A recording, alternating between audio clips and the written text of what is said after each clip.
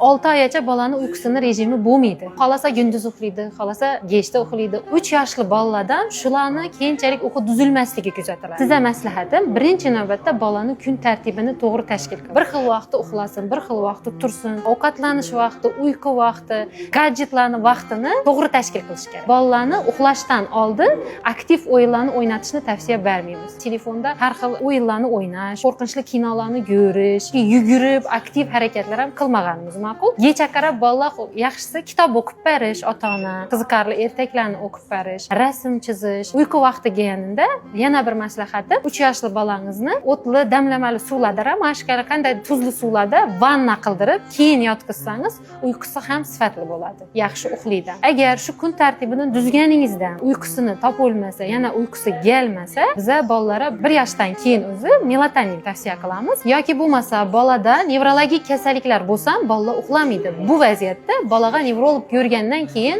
to'g'ri tavsiya berib, davo choralari ko'riladi. Videomiz manfaatli bo'lgan bo'lsa, ota-onalarga yo'rib qo'ying.